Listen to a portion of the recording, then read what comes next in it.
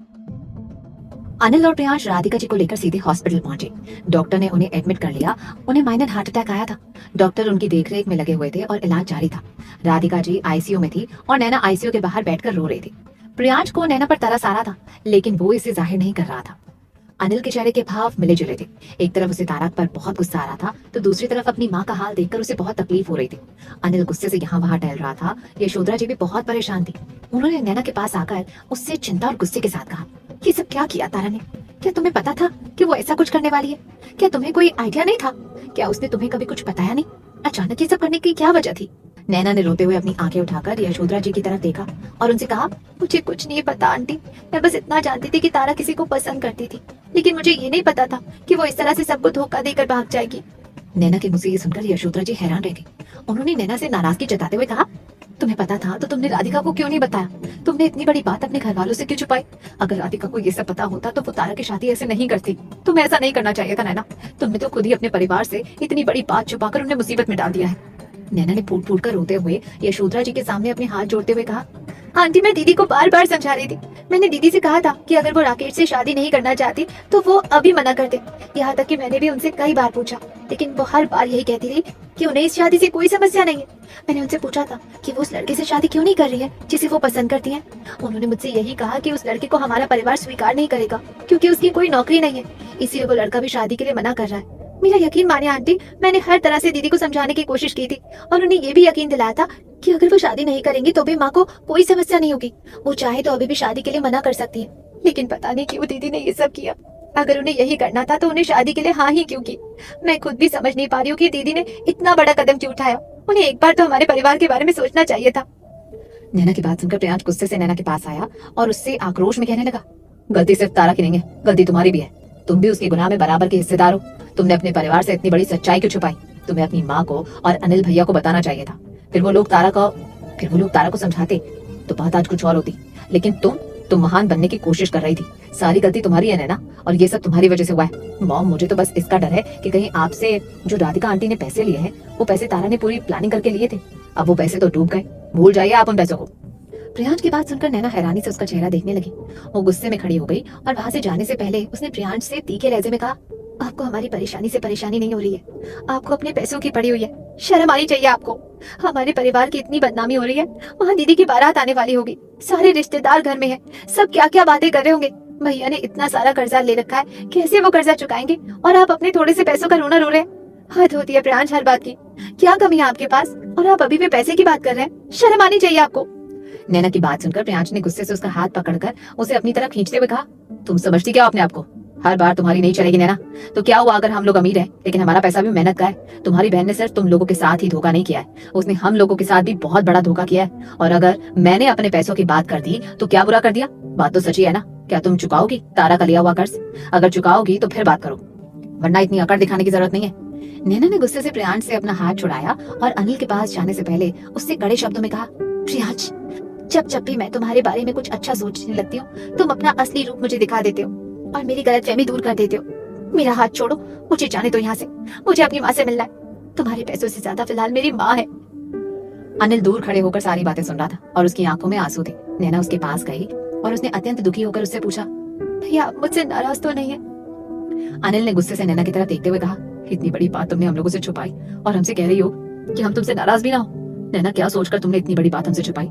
हम तुम्हें बहुत समझदार समझते थे, लेकिन तुम तो सबसे ज्यादा बेवकूफ निकली। तुमने इतनी बड़ी बात हमें क्यों नहीं बताई? हम राकेश से तारा की शादी कभी तय ही नहीं करते, कम से कम हमें बताती तो। नैना ने अपने दोनों हाथ जोड़ते हुए अनिल से याचना करते हुए कहा, भैया मैंने दीदी से बात की थी।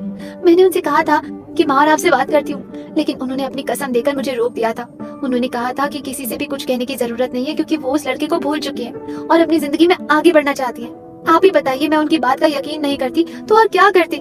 वो इतनी खुश थी, मुझे लगा कि सब कुछ ठीक हो गया और वो शादी करना चाहती है, इसलिए मैंने वो बात आप लोगों को बताना जरूरी नहीं समझा। भैया मुझे माफ कर दीजिए। मैं जानती हूँ मुझसे बहुत बड़ी गलती हो गई है, लेकिन ये गलती मुझसे अनजाने में हुई है। मुझे जरा भी अंदाजा नहीं था कि दीदी ऐसा करेंगी। अनिल ने नैना से अपना मुंह फेरते हुए कहा, मुझे तुमसे या किसी और से कोई बात नहीं करनी है नैना। ठीक ही कहती थी अनीता कि मैं अपनी बहनों को अंधा प्यार करता हूँ, और आज ये बात तुमने और तारा ने साबित कर दी। मुझे इस लायक भी नहीं समझा कि मैं तुम लोगों के दिल की बात जान सकूं। मुझसे अब और कुछ मत कहना नैना, मुझे तुम्हारी कोई सफाई नहीं सुननी है। अब बस बहुत हुआ।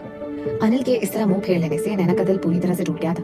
वो यशोधरा जी के पास गई, लेकिन यशोधरा जी ने भी उससे अपना मुंह फेरते हुए कहा, अनिल ठीक कह रहा है, तुमने बहुत बड़ी गलती की है। हमें तुमसे ये उम्मीद नहीं थी। देखो तुम्हारी गलती का नतीजा क्या हुआ। राधिका वहाँ जीवन और मृत्यु से जूझ रही है। यशोधरा जी भी नैना की तरफ से मुंह फेर कर दूसरी तरफ खड़ी हो गई। नैना ने मायूसी से प्रियांश की तरफ देखा, लेकिन प्रियांश तो वैसे ही नैना से हमेशा कटा ही रहता था और आज तो उसके पास बहुत वाजिब वजह थी। नैना अस्पताल में बने मंदिर के पास जाकर खड़ी हो गई और फूट फूट कर रोने लगी। उसने भगवान से कहा, मुझे आप माफ कर दीजिए। मुझे नहीं पता था कि मेरी इतनी सी चुप्पी इतना बड़ा विस्फोट कर देगी। मैंने ये सब जानबूझकर नहीं किया भगवान जी, ये तो आप भी अच्छी तरह से जानते हैं। और ऐसा कहकर नैना फूट फूट कर रोने लगी।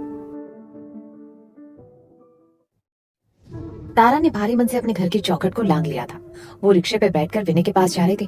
विनय ने उसे विश्वनाथ गली के किसी मंदिर में बुलाया था। तारा ने रिक्शे वाले से कहा कि वो उसे विश्वनाथ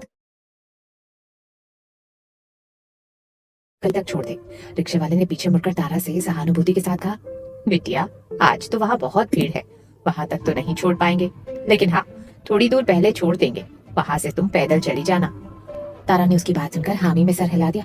रिक्शा तारा को लेकर विश्वनाथ गली से कुछ दूर पहले ही रुक गया था। तारा वहीं उतर गई। हर जगह होली का हुड़दंग फैला हुआ था। तारा ने अपने चेहरे पर दुपट्टा लपेटा हुआ था और अपने बैकपैक को बड़े जतन के साथ दोनों हाथों से पकड़ा हुआ था। तारा के मन में एक अजीब सा डर था। हर तरफ लोगों का हुजूम उमड़ा हुआ था। लोग होली के रंग में सराबोर थे और एक अलग ही मस्ती में डूबे हुए थे। वैसे देखा जाए तो वहाँ लड़के ही लड़के दिख रहे थे। लड़की के नाम पर शायद वहाँ तारा ही अकेली थी। ये सब देखकर तारा को बहुत डर लग रहा था। उसने दोनों हाथों से मजबूती से बैकपैक को पकड़ा और आगे बढ़ने लगी। उसे समझ नहीं आ रहा था कि उसे विनय को बुला लेना चाहिए या खुद अकेले मंदिर पहुंचना चाहिए। इसी घबराहट में उसने अपना फोन निकाला और विनय को कॉल किया। विनय का फोन लगातार बजता रहा, लेकिन उसने फोन नहीं उठाया। अब तारा को अजीब और अनजाना सा डर लगने लगा था। उसने एक बार फिर विनय को फोन लगाया। 2-3 रिंग जाने के बाद आखिरकार विनय ने फोन उठा लिया। तारा ने घबराते हुए और कांपती आवाज में विनय से कहा, विनय मुझे बहुत डर लग रहा है। यहाँ हर तरफ लड़के ही लड़के हैं और सब होली की मस्ती में है। तुम कहाँ हो? तुम मुझे लेने आ जाओ ना, हम साथ में ही मंदिर चलेंगे।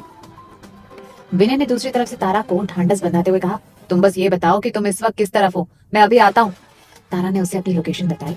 इसके बाद वो जैसे ही अपना फोन वापस पर्स में रखने लगी, हड़बड़ाहट में उसका फोन हाथ से छूटकर रोड पर गिर गया। तारा को इस बात की जरा भी भनक नहीं लगी कि उसका फोन सड़क पर गिर चुका है। पीछे से आते हुए कई लोग बार बार उसके फोन को रौंदते हुए निकल गए, जिससे तारा का फोन पूरी तरह से चकनाचूर हो गया। तारा अनजान बनी आगे बढ़ती जा रही थी। विनय ने उसे वहीं किसी पेड़ के पास बुलाया था, इसीलिए तारा उस पेड़ के पास जाकर बैठ गई और बेचैनी से इधर उधर देखने लगी।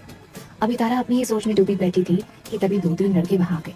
उनके चेहरे पर गहरा रंग लगा हुआ था, जिससे उन्हें पहचानना नामुमकिन था। बस उनकी बड़ी बड़ी नशीली आंखें तारा को घूर रही थी। उन लड़कों को अपनी तरफ इस तरह घूरते देखकर तारा डर से सहम गई। उसने उन लड़कों से कुछ नहीं कहा, बस नजरें झुकाकर और अपने बैग को मजबूती से सीने से सटाकर वो बैठ गई। थोड़ी ही देर में उनमें से एक लड़का तारा के बिल्कुल करीब आया। उसने तारा के कान के पास झुककर बेहद गंदे लहजे में कहा, लगता है किसी से मिलने जा रही हो होली खेलने के लिए। तारा ने हिम्मत जुटाकर आंखें उठाई और उस लड़के की तरफ देखते हुए गुस्से में कहा, तुमसे मतलब अपने काम से काम रखो। तारा की बात सुनते ही उस लड़के ने झपट कर तारा की बाह पकड़ी और झटके से उसके हाथ से बैग छीनकर वहां से भाग गया। तारा आंखें फाड़े स्तब्ध होकर उस लड़के को देख रही थी। इससे पहले कि तारा के मुंह से कोई चीख निकलती, दूसरे लड़के ने बेरहमी से उसके मुंह पर अपना हाथ रख दिया और तीसरे लड़के ने तारा के दोनों हाथ पकड़कर पीछे की तरफ मरोड़ दिए। तारा पूरी तरह से तड़प रही थी और खुद को छुड़ाने का प्रयास कर रही थी। उसे कुछ समझ नहीं आ रहा था कि अब वो क्या करे। वो लड़के तारा को घसीटकर सड़क के एक सुनसान कोने की तरफ ले जा रहे थे कि तभी अचानक वहाँ बहुत जोर से म्यूजिक बजने लगा। वहां से बड़े बड़े रथ गुजर रहे थे, जिन पर होली के गाने चल रहे थे। लोग जोर जोर से उन गानों पर नाच रहे थे और हवा में रंग गुलाल उड़ा रहे थे। उस रथ में डमरू की तेज धुन बज रही थी, जिसे सुनकर ऐसा लगता था मानो साक्षात शिवजी धरती पर आ गए। तभी उस रथ में से एक लंबा चौड़ा मजबूत कदकाठी का युवक कूद कर नीचे आया। उसने सफेद रंग का कुर्ता पहना हुआ था, जिस पर लाल रंग का गुलाल बिखरा था और उसके चेहरे पर भी रंग लगा था। वो लड़का रथ से कूदकर सीधे उसी दिशा में बढ़ा जहाँ वो लड़के तारा को जबरदस्ती ले जा रहे थे। तारा मुंह बंद होने के कारण सिर्फ सिसकियां ले पा रही थी। वो युवक तेजी से तारा की तरफ आ रहा था। अभी वो लड़के तारा को घसीट ही रहे थे कि उस युवक ने पीछे से आकर उन दोनों लड़कों के कंधों पर मजबूत हाथ रखा और कड़क आवाज में कहा, क्या भाई साहब, जब लड़की होली नहीं खेलना चाहती तो आप जबरदस्ती उन्हें परेशान क्यों कर रहे हैं? लगता है आप लोगों को समझ नहीं आता कि लड़की की ना का मतलब ना ही होता है। अब चलिए निकलिए यहाँ से और इन्हें भी जाने दीजिए। लड़कों ने चिढ़कर पलटकर उस युवक की तरफ देखा। उस युवक की आंखें गुस्से से चमक रही थी। उन लड़कों ने युवक को डराने की कोशिश करते हुए कहा, तुमसे मतलब, चलो निकलो यहाँ से, बड़े आए हैं ज्ञान देने। उनकी बात सुनते ही उस युवक के तेवर बदल गए। उसने फुर्ती से अपने कुर्ते की बाजू ऊपर चढ़ाई और अपनी मजबूत मुट्ठी का एक जोरदार मुक्का उस लड़के के पेट में दे मारा। वो लड़का दर्द से तिलमिलाकर दूसरी तरफ जा गिरा। तभी दूसरा लड़का तैश में आकर उस युवक की ओर झपटा। उस युवक ने पलक झपकते ही उस दूसरे लड़के का बाजू पकड़ा और उसे मरोड़ते हुए सड़क पर पूरे जोर से पटक दिया। वो लड़का भी जमीन पर लेटकर दर्द से तड़पने लगा। युवक ने तुरंत जमीन पर बैठी तारा की तरफ देखा और उसे सहारा देने के लिए अपना हाथ आगे बढ़ाया। तारा पूरी तरह से डरी हुई और कांप रही थी। इससे पहले कि वो युवक तारा को उठा पाता, वो दोनों लड़के दोबारा हिम्मत जुटाकर उठे और पीछे से उस युवक पर हमला करने के लिए लग गए। उस युवक ने बिजली की फुर्ती से पलटकर धनाधन 2-4 मुक्के में ही उन दोनों लड़कों की अच्छी खासी पिटाई कर दी। बुरी तरह मार खाने के बाद वो लड़के तुम दबाकर वहां से भाग खड़े हुए। उस युवक ने राहत की सांस लेते हुए अपने दोनों हाथ झाड़े, उन्हें कुर्ते से पूछा और फिर से तारा की तरफ हाथ बढ़ाकर सौम्यता से कहा, उठ जाइए। वैसे क्या आप बताएंगे कि यहाँ होली के इस हुड़दंग में आप अकेली क्या कर रही हैं, या आप किसी के साथ आई हुई हैं? तारा की आंखों से लगातार आंसू बह रहे थे। वो इतनी डरी हुई और घबराई हुई थी कि उसने आप देखा न था और सीधे आगे बढ़कर उस युवक की कमर में अपनी बाहें डाल दी। वो उससे लिपटकर फूट फूट कर रोने लगी। ये युवक और कोई नहीं बल्कि अर्जुन था। अर्जुन को तारा से इस तरह की प्रतिक्रिया की बिल्कुल भी उम्मीद नहीं थी। उसने हैरान होकर अपने दोनों हाथ हवा में ही छूट दिए और एक बेजान पत्थर की तरह खड़ा होकर विस्मय से तारा को देखने लगा।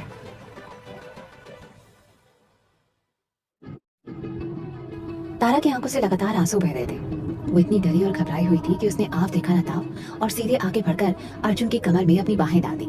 जब तारा को थोड़ा होश आया तब अर्जुन ने उसकी घबराहट को भांपते हुए सौम्यता से कहा, क्या हुआ, आप कुछ बताएंगे? आप हमें काफी परेशान नजर आ रही हैं। अच्छा एक काम करिए, आप हमारे साथ चलिए, यहाँ बहुत शोर हो रहा है। तारा ने लाचारी से अर्जुन की तरफ देखा और मना करते हुए कहा, मैं यहाँ किसी का इंतजार कर रही हूँ, इसलिए मैं यहाँ से नहीं जा सकती। उन्होंने मुझसे वादा किया था कि वो मुझे लेने इसी पेड़ के पास आएंगे, लेकिन पता नहीं वो कहाँ फंस गए। अर्जुन ने उसकी परेशानी को समझते हुए सुझाव दिया, तो फिर आप उन्हें एक बार फोन कर लीजिए। फोन का नाम सुनते ही तारा तुरंत हड़बड़ाहट में अपना पर्स टटोलने लगी, लेकिन उसका फोन पर्स में नहीं था। ये देखकर तारा और ज्यादा घबरा गई। उसने घबराकर इधर उधर देखा, लेकिन उसका फोन कहीं नजर नहीं आ रहा था, क्योंकि उसका फोन तो पहले ही सड़क पर गिरकर टूट चुका था और उसे इस बात का अंदाजा भी नहीं था। तारा ने रोने जैसी सूरत बनाकर परेशान होते हुए कहा, मेरा फोन कहीं खो गया, लगता है कहीं गिर गया। वो लड़के मेरा सारा सामान लेकर भाग गए, बस मेरे पास ये छोटा सा बैग रह गया है जिसमें मेरा फोन था, लेकिन मेरा फोन भी अब इसमें नहीं है। अब मैं क्या करूं? इतना कहते ही तारा एक बार फिर फूट फूट कर रोने लगी। अर्जुन इसे इस तरह रोता हुआ देख परेशान हो गया। उसने तारा को ढांढस बंधाते हुए कहा, आप एक काम करिए, आप उनका नंबर बता दीजिए, आप हमारे फोन से उन्हें कॉल कर लीजिए जिसका आप इंतजार कर रही हैं, या फिर हो सकता है कि वो आपको ढूंढते हुए यहाँ आ ही रहे होंगे। आप थोड़ा इंतजार कर लीजिए, हम यहीं आपके पास बैठे हैं, अब आपको यहाँ कोई परेशान नहीं करेगा। अर्जुन तारा को तसल्ली देते हुए वहीं बरगद के पेड़ के नीचे बैठ गया। थोड़ी ही देर में अर्जुन के दोस्त उसके पास आए और शिकायत करने के लहजे में कहने लगे, भाई ये क्या हो रहा है? हमने तो सोचा था कि आज जमकर होली खेलेंगे, पर आप तो यहाँ आकर बैठ गए हैं। अर्जुन ने उन पर अपनी आंखें तरहेते हुए कड़े लहजे में कहा, अब इस 5 मीटर के दायरे में मुझे कोई भी हुड़दंगी नजर नहीं आना चाहिए। बात ये है कि ये यहाँ बैठी हुई है और थोड़ी परेशान भी है। हम नहीं चाहते कि इन्हें और कोई दिक्कत हो। आप लोग जरा ध्यान रखिएगा, यहाँ कोई फालतू इंसान ना आए, और हाँ, यदि कोई इन्हें ढूंढते हुए यहाँ आए। इतना कहकर अर्जुन ने बात अधूरी छोड़ी और तारा की तरफ रुख करके पूछा, वैसे आप जिसे ढूंढ रही हैं उनका नाम क्या है? तारा ने थोड़ा झिझकते हुए और सकुचाते हुए अर्जुन से कहा, उनका नाम विनय है। विनय नाम है उनका? अर्जुन ने एक बार फिर अपने दोस्तों की तरफ देखा और आदेश देते हुए कहा, हाँ तो हम कह रहे थे कि गोली मारिए होली को। अगर आदरणीय विनय जी इन्हें ढूंढते हुए यहाँ आए तो उन्हें पूरे सम्मान के साथ यहाँ ले आइएगा। जरा पता करिए, वो यहीं कहीं आसपास होंगे, उन्हें ढूंढ कर यहाँ लेकर आइए। इतना कहने के बाद अर्जुन ने कौतूहल से तारा की तरफ देखा और पूछा, वैसे आपका नाम क्या है? तारा ने नजरें नीचे किए हुए ही अर्जुन को अपना नाम बताया, तारा। अर्जुन ने तुरंत अपने दोस्तों को आवाज लगाई, तो सुन लिया आप लोगों ने, अब अगर कोई भी विनय जी तारा जी को पूछते हुए यहाँ आए तो उन्हें सीधा हमारे पास ले आना। अर्जुन के दोस्तों ने इस बात पर हैरान होते हुए कहा, अर्जुन क्या तुम्हारा दिमाग खराब हो गया? इस भारी भीड़ में हम किसी अनजान विनय को कहाँ ढूंढते फिरेंगे? अर्जुन ने एक बार फिर अपने दोस्तों की तरफ घूर कर देखा और जिद भरे लहजे में कहा, अब ढूंढना तो पड़ेगा ही ना, देखिए इन्हें, ये कितनी ज्यादा परेशान है। फिर अर्जुन ने तारा की मदद करने के इरादे से उससे पूछा, आपके पर्स वगैरह में उनकी कोई तस्वीर है क्या? अगर है तो दिखा दीजिए, वरना इस हुजूम में उन्हें ढूंढना थोड़ा मुश्किल हो जाएगा। तारा ने उम्मीद के साथ तुरंत अपने पर्स में हाथ डाला। उसके पर्स के अंदर एक पासपोर्ट साइज तस्वीर रखी थी। उसने वो तस्वीर अर्जुन की तरफ बढ़ाते हुए कहा, ये है विनय। अर्जुन ने उस तस्वीर को हाथ में लेकर ध्यान से देखा और फिर उसे अपने दोस्तों की तरफ बढ़ाते हुए कहा, तो लो भाई, हो गया तुम्हारी समस्या का समाधान, अब जल्दी से उन्हें ढूंढ लाओ। अगर तुम्हें कहीं भी विनय नजर आए तो उनसे कहना कि तारा यहाँ इंतजार कर रही है उनका। अर्जुन के दोस्त ने तारा की तस्वीर को वापस गौर से देखा, फिर उसे तारा को लौटा दिया और विनय की तलाश में भीड़ की तरफ निकल गए। अर्जुन ने तारा की सूखी आंखें देखकर सहानुभूति से पूछा, थोड़ा पानी पियेंगे आप? तारा ने बिना कुछ बोले बस नामे अपना सर हिला दिया। इसके बाद काफी देर तक तारा और अर्जुन बिल्कुल चुपचाप बैठे रहे। माहौल में अजीब सी खामोशी छा गई थी, लेकिन अर्जुन से ज्यादा देर चुप नहीं रहा जा रहा था। उसने उत्सुकतावश तारा से पूछा, वैसे एक बात पूछे आपसे, ये विनय आखिर है कौन आपके? तारा ने अपनी आंखें झुकाते हुए धीमी आवाज में कहा, मेरे होने वाले पति हैं। अर्जुन ने ये सुनते ही हैरान होकर अपनी बाहें सिकोड़ ली और तंज कसते हुए कहा, आपके होने वाले पति? वैसे आप बुरा मत मानिए, पर क्या उन्हें इतनी भी अकल नहीं है कि उन्होंने आज के दिन आपको ऐसे भीड़ भाड़ वाले इलाके में अकेले बुलाया? यहाँ बनारस में सबको पता है कि यहाँ की होली कितनी हुड़दंग और भीड़ वाली होती है। खास तौर से लड़कियों को तो इस समय घर पर सुरक्षित रहना चाहिए। आपके होने वाले पति तो बड़े अजीब निकले, जो आपको ऐसी जगह पर बुलाकर गायब है। बड़ी अजीब बात है। ऐसा कहते हुए अर्जुन ने चिढ़कर अपना मुंह बना लिया और दूसरी तरफ देखने लगा। लगभग 1 घंटा बीत चुका था। तारा और अर्जुन वहीं बैठे थे, लेकिन अभी तक विनय का कहीं कोई अता पता नहीं था। तब तारा की बेचैनी और ज्यादा बढ़ने लगी। उसने डरते हुए अर्जुन से अपनी आशंका जताई, कहीं विनय को कुछ हो तो नहीं गया? कहीं उन गुंडों ने विनय को कोई नुकसान तो नहीं पहुंचा दिया? अर्जुन ने उसकी बात पर हैरान होते हुए मजाकिया लहजे में कहा, वैसे जहाँ तक हमें पता है विनय कोई लड़की तो नहीं है जो उन्हें कोई उठा ले जाएगा। तारा को अर्जुन के ताने का मतलब समझ आ गया था। वो चुपचाप मुंह बनाकर दूसरी तरफ देखने लगी। थोड़ी देर बाद अर्जुन के सारे दोस्त थके हारे वापस आए और उन्होंने अर्जुन को मायूसी से कहा, भाई तुम्हारे विनय हमें कहीं नहीं मिले। हमने उन्हें बहुत ढूंढने की कोशिश की, हम आस पास के सारे मंदिरों में भी देखा है, पर इस शक्ल का कोई इंसान हमें नजर नहीं आया। अर्जुन ने गहरी सांस ली और तारा की तरफ मुड़कर संजीदगी से कहा, तो आपने सुन लिया ना, अब आप एक काम करिए, हमें अपने घर का पता बताइए, हम आपको आपके घर छोड़ आते हैं, क्योंकि आपके होने वाले पति का तो कुछ अता पता है नहीं। आप यहाँ सड़क पर बैठकर कब तक इंतजार करेंगे? अब 2 घंटे होने वाले हैं और सच कहें तो हम भी अब बुरी तरह थक चुके हैं। घर पर हमारे दादाजी हमारा इंतजार कर रहे होंगे। अगर हम समय पर नहीं पहुंचे तो वो हमें ढूंढते हुए खुद यहाँ आ जाएंगे। तारा ने अर्जुन की बात सुनकर जिद पकड़ ली और रोनी सूरत बनाकर उससे कहा, अगर आपको जाना है तो आप जाइए, मुझे मेरे हाल पर छोड़ दीजिए, मैं यहीं बैठकर विनय का इंतजार करूं।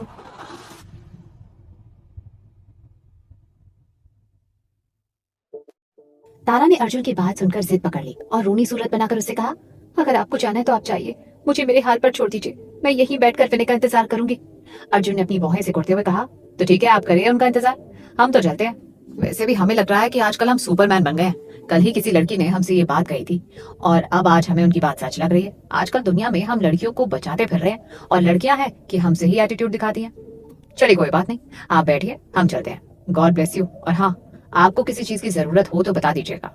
हमारा मतलब है पैसा वैसा तो नहीं चाहिए ना आपको? यहाँ से घर आराम से चली जाएंगी ना आप? तारा ने हाँ में सर हिला दिया और अर्जुन वहां से उठकर जाने लगा। तारा ने धीरे से अपनी आंखें उठाकर अर्जुन की तरफ देखा। अर्जुन सचमुच वहां से जा रहा था। तारा को थोड़ा अजीब लग रहा था क्योंकि होली खत्म हो चुकी थी और वहां पर अब थोड़ा सन्नाटा होने लगा था। तारा डर गई थी कि अब क्या होगा। अर्जुन वहां से उठकर एक मंदिर में आकर बैठ गया। वहीं पास वाले मंदिर में अर्जुन के दोस्त ने अर्जुन से कहा, आप यहाँ आकर क्यों बैठ गए? अभी तो आप कह रहे थे कि आप घर जा रहे हैं, अब आप यहाँ क्यों बैठे हुए हैं? अर्जुन ने अपने मुंह पर हाथ फेरते हुए कहा, वो क्या है ना, हम किसी को परेशानी में नहीं देख सकते। आप उनको देख रहे हैं ना, उनको देखकर साफ समझ आ रहा है कि वो अपने घर नहीं जाएंगी। उस लड़के ने अर्जुन से कहा, अरे आपको कैसे पता कि वो अपने घर नहीं जाएंगी? अर्जुन ने अपने दोस्त से कहा, क्योंकि वो घर से भाग कर आई है और जिसका वो इंतजार कर रही है वो विनय, अरे वो भी भाग गया है। वो अब कभी वापस नहीं आएगा। वो जो गुंडे थे ना, वो विनय के ही गुंडे होंगे और उनका रुपया पैसा लेकर रफू चक्कर हो गए और ये बेचारी यहाँ उसका इंतजार कर रही है। अब हम इन्हें ऐसे नहीं छोड़ सकते। देखते हैं कब तक उनका इंतजार करती हैं, तब तक हम भी उनका इंतजार करते हैं, क्योंकि हम अच्छी तरह से जानते हैं कि भैया ये अपने घर नहीं जाएंगी। आप शर्त लगा लीजिए हमसे। अर्जुन की बात सुनकर अर्जुन के दोस्त ने मुस्कुराते हुए कहा, चलिए फिर ठीक है, हम भी आपके साथ यहीं बैठकर इंतजार करते हैं। अर्जुन लगभग 1 घंटे तक वहीं बैठा रहा और तारा उस पेड़ के नीचे रही, लेकिन विनय का कुछ अता पता नहीं था। थोड़ी देर बाद अर्जुन उठकर वहां से जाने लगा। वो तारा के पास पहुंचा और उसने तारा से कहा, आपने काफी देर इंतजार कर लिया है, हमारा ख्याल है अब आपको आपके घर चले जाना चाहिए। तारा ने चिढ़ते हुए अर्जुन से कहा, आप बार बार मुझे घर का वास्ता क्यों दे रहे हैं? मैं कहीं नहीं जाऊंगी, मेरा कोई घर नहीं है, मैं बेघर हो चुकी हूँ और इस सब की जिम्मेदार मैं खुद हूँ। पता नहीं मेरे विनय के साथ क्या हुआ है, वो यहाँ क्यों नहीं आया? जब मेरी अंतिम बार उससे बात हुई थी तो उसने यही कहा था कि मैं इस पेड़ के नीचे उसका इंतजार करूँ। और ऐसा कहकर तारा एक बार फिर फूट फूट कर रोने लगी। अर्जुन को तारा पर बहुत तरस आ रहा था। उसने हिचकते हुए तारा के सिर पर हाथ फेरते हुए कहा, आपका घर नहीं है तो कोई बात नहीं, चलिए आप हमारे घर चलिए। हम अकेले नहीं रहते, हमारी अम्मा है, दादाजी भी हैं, हम आपको वहां ले चलते हैं। जब तक आपके विनय जी नहीं मिल जाते तब तक आप वहीं हमारे घर पर रहिए। अर्जुन की बात सुनकर तारा ने अपनी आंखें उठाकर अर्जुन की तरफ देखा। उसे इस बात की चिंता भी हो रही थी कि कहीं उसके घर वाले उसे ढूंढते हुए यहाँ ना आ जाए, क्योंकि अब तक घर में सबको सब कुछ पता चल चुका होगा। तारा के पास और कोई चारा नहीं था सिवाय इसके कि वो अर्जुन की बात माने। वो चुपचाप उठी और उसने अर्जुन से कहा, आप मुझे मेरे हाल पर छोड़ दीजिए, क्योंकि मेरे घर वाले अब मुझे कभी स्वीकार नहीं करेंगे। अर्जुन ने तारा से कहा, फिलहाल हमारे पास आपको हमारे घर ले जाने के अलावा और कोई चारा नहीं है, क्योंकि यहाँ पर रहना अब आपके लिए ठीक नहीं है। शाम होने वाली है और थोड़ी देर में अंधेरा भी हो जाएगा। आप कब तक उसका इंतजार करेंगी जिसने आपसे वादा करके भी नहीं निभाया? अब आप चलिए यहाँ से। तारा के पास भी अब कोई चारा नहीं था। घर से लाया हुआ सारा गहना चोरी हो चुका था। माँ के दिए हुए 1 लाख डूब चुके थे। वो अब क्या मुंह लेकर अपने घर वापस जाएगी? तारा ने अर्जुन से कहा, आप घर चले जाइए, मुझे नहीं लगता कि मुझे जीने का भी हक है। मुझे मरना, मैं मरने जा रही हूँ। और ऐसा कहकर तारा गंगा नदी की तरफ भागती हुई जाने लगी। अचानक तारा को ऐसे भागते हुए देखकर अर्जुन घबरा गया। वो तारा के पीछे पीछे भाग रहा था और देखते ही देखते तारा ने गंगा जी में छलांग लगा दी। तारा के पीछे पीछे अर्जुन गंगा जी में कूद गया और फिर तैरते हुए वो तारा को किनारे पर ले आया। तारा बुरी तरह से छटपटा रही थी। अर्जुन ने उसे जोर से अपनी बाहों में जकड़ते हुए कहा, पहले तो बेवकूफियां करती हो, घर से भागती हो, अपने परिवार को धोखा देती हो और उसके बाद सबसे बड़ी मूर्खता कर रही हो, अपनी जान लेने की। अरे कम से कम एक बार तो अपने परिवार के बारे में सोच लो। पहले ही तुम उनकी कितनी बदनामी कर चुकी हो और अब मरकर और बड़ी बदनामी करवा दोगी। ना जाने लोग क्या क्या बातें करेंगे। तुम लड़कियों को अकल क्यों नहीं आती है? तुम लड़कियां धोखा खाकर ही क्यों समझती हो? तारा पूरी तरह से रो रही थी और अर्जुन उसे डांट रहा था। अर्जुन तारा को घसीटते हुए किनारे पर ले आया और फिर उसे सीढ़ियों पर बिठा दिया। तारा अभी भी रो रही थी। अर्जुन ने उसका हाथ पकड़ा और उसे कहा, अब चुपचाप यहाँ से चलो, हम तुम्हें अपने घर ले जा रहे हैं और हम रास्ते में तुम्हें जो भी बताएंगे हमारे घर जाकर वही कहना, समझी तुम? तारा ने मासूमियत से हाँ में सर हिला दिया। अर्जुन ने तारा के कपड़े देखकर गले में पहना हुआ स्टोल तारा को दे दिया। तारा ने वो स्टोल अपने शरीर से लपेट लिया। अर्जुन ने तारा से कहा, अब हम माँ को क्या बताएंगे कि आपके कपड़े भीगे हुए क्यों हैं? ऊपर से वो चोर आपका बैग लेकर भी भाग गए। आपके पास कोई दूसरे कपड़े भी नहीं है जो आपको बदलने के लिए दे दे, और अभी फिलहाल बाजार में कोई दुकान भी नहीं खुली है। चलिए कोई बात नहीं, फिलहाल आप हमारे घर चलिए, वहाँ आप सुरक्षित हैं। और रही बात आपके उस विनय की, तो हम पूरी कोशिश करेंगे कि हम उसे ढूंढ लाएं और आपके पास ले आए। अर्जुन तारा को लेकर चौबेपुर की ओर बढ़ गया था। तारा अर्जुन की गाड़ी में बैठ गई और अभी भी रो रही थी। अर्जुन ने तारा से कहा, अब आप चुप हो जाइए और हाँ, हम आपको अपने दोस्त की बहन के रूप में अपनी माँ से मिलवाएंगे। जैसा हम कहें आप वैसा ही कहेंगी, समझिए आप? तारा ने हाँ में सर हिला दिया। अर्जुन तारा को लेकर अपने घर पहुंचा और फिर तारा आंखें झुकाकर गाड़ी से निकली। अर्जुन थोड़ा घबराया हुआ था कि कैसे एक अजनबी लड़की को अपने घर ले जाए। वो तारा को लेकर अपने दरवाजे पर पहुंचा और डरते डरते दरवाजा खटखटाया। अर्जुन की माँ ने दरवाजा खोला और अर्जुन को एक लड़की के साथ देखकर अर्जुन की माँ हैरान रह गई। उन्होंने कहा, ये कौन है बेटा और इसके कपड़े कैसे भीगे हुए हैं? अर्जुन ने तिरछी निगाहों से तारा की तरफ देखा, मानो कह रहा हो, देखा, मैंने कहा था ना, माँ का पहला सवाल यही होगा।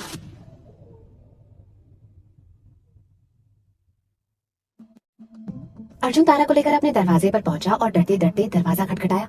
अर्जुन की माँ ने दरवाजा खोला और अर्जुन को एक लड़की के साथ देखकर अर्जुन की माँ हैरान रह गई। उन्होंने कहा, ये कौन है बेटा और इसके कपड़े कैसे भीगे हुए हैं? अर्जुन ने तिरछी निगाहों से तारा की तरफ देखा, मानो कह रहा हो, देखा, मैंने कहा था ना, माँ का पहला सवाल यही होगा। अर्जुन ने अपनी माँ से कहा, माँ ये तारा है, हमारे दोस्त की बहन। असल में हमारे दोस्त के माँ बाप 4 धाम की यात्रा पर गए हैं और हमारा दोस्त भी अपने माँ बाप के साथ गया है, क्योंकि वो लोग बहुत बूढ़े हैं। अब उसकी बहन घर पर अकेली थी, इसलिए उसने बोला कि हम उसे अपने घर ले आए। हो सकता है उन लोगों को वहाँ पर थोड़ा ज्यादा समय लग जाए, क्योंकि वहाँ से उन्हें अपने एक रिश्तेदार के यहाँ शादी में भी जाना है। तो बस वो परेशान था। हमने उससे कह दिया कि हमारे रहते उन्हें परेशान होने की कोई जरूरत नहीं है, हम है ना उनकी बहन का ख्याल रखने के लिए। हमारा मतलब है आप है ना। हालांकि ये यहाँ आने के लिए मना कर रही थी, लेकिन फिर हमने इनसे कहा कि आज से ये हमारी जिम्मेदारी है, जब तक कि इन्हें इनके घर वाले नहीं मिल जाते। क्यों, है ना माँ? ठीक कहा ना हमने? अर्जुन की बात सुनकर कुंती जी ने उससे कहा, अब जब आपने सब कुछ डिसाइड कर ही लिया है तो फिर ठीक ही होगा। चलिए, जो भी है अच्छा किया, आप तो घर से निकल जाते हैं, हम सारा दिन घर में अकेले परेशान होते रहते हैं। हमारा तो जरा भी मन नहीं लगता। इतना बड़ा घर है और रहने वाले 2 लोग। तुम्हारे दादाजी भी अक्सर ही बाहर रहते हैं। तुमसे कितनी बार कहा है कि शादी कर लो, पर तुम उसके लिए भी तैयार नहीं हो। अच्छा किया जो तुम इससे ले आए। वैसे बेटा, आप दरवाजे पर क्यों खड़ी हैं? अंदर आइए ना, आपके पूरे कपड़े भीगे हुए हैं। चलिए हम आपको कमरे में ले चलते हैं। ऐसा कहकर कुंती जी ने अर्जुन के हाथ की तरफ देखा। अर्जुन के दोनों हाथ खाली थे। कुंती जी ने हैरानी से अर्जुन की तरफ देखते हुए कहा, अरे आप इनके कपड़े लेकर नहीं आए हैं? इनका सूटकेस कहाँ है? अर्जुन ने हड़बड़ाते हुए कुंती जी से कहा, वही तो बात है, हमारा मतलब है कि वही तो परेशानी की बात है। हम बस इन्हें घर से लेकर निकले ही थे कि रास्ते में कुछ गुंडों ने हमें घेर लिया और हमें चाकू दिखाने लगे कि हमारे हाथ में जो भी है वो हम उन्हें दे दें। अब हम क्या करते? हमें इनका सूटकेस देना पड़ा और वो उसे लेकर रफू चक्कर हो गए। कुंती जी ने हैरानी से अर्जुन की तरफ देखते हुए कहा, हाँ सच में, ये तो बहुत अजीब हुआ। हमारे बनारस में इतनी गुंडागर्दी बढ़ गई है और हमारी सरकार हाथ पर हाथ धरे बैठी है। वैसे ऐसा सुना तो नहीं था, लेकिन आप कह रहे हैं तो सच ही होगा। पर आप एक बात बताइए, आप तो खुद ही इतने बड़े गुंडे हैं, हर दिन किसी न किसी से लड़कर या मारकर आते हैं, तो फिर आप कैसे उन गुंडों से हार गए? अर्जुन ने अपने चेहरे पर आया पसीना पोंछते हुए कुंती जी से कहा, अरे माँ, अब आप तो हमारे पीछे ही पड़ गई हैं। आप भी अच्छी तरह से जानती है कि हम किसी से नहीं डरते हैं, लेकिन अब आप ही बताइए, इन जैसी नाजुक सी लड़की जब हमारे साथ होंगी तो हम उस सूटकेस का ख्याल रखते हैं या इनका? अच्छा हुआ गुंडे इन्हें लेकर नहीं गए, वरना हम क्या करते? इन्हीं की रक्षा की वजह से हमने वो सूटकेस जाने दिया। अर्जुन की बात सुनकर कुंती जी ने अपनी ठुड्डी पर हाथ रखते हुए कहा, हाँ फिर तो आपने ठीक ही किया। अब उस सूटकेस की कीमत इनसे ज्यादा थोड़ी है। चलिए कोई बात नहीं बेटा, आप अंदर तो चलिए। हम भी कितने बेवकूफ हैं, तब से आपको दरवाजे पर खड़ा किया हुआ है और अंदर आने के लिए भी नहीं कहा। चलिए चलिए, आप अंदर चलिए, हम आपको अपने कपड़े देते हैं। फिलहाल आप उसी से काम चला लीजिए और अर्जुन, शाम को आप इन्हें बाजार ले जाना और इन्हें नए कपड़े दिलवाना। अभी फिलहाल बेचारी हमारे कपड़ों से काम चलाएंगी।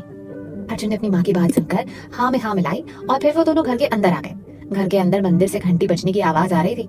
तारा ने हैरानी से इधर उधर देखा।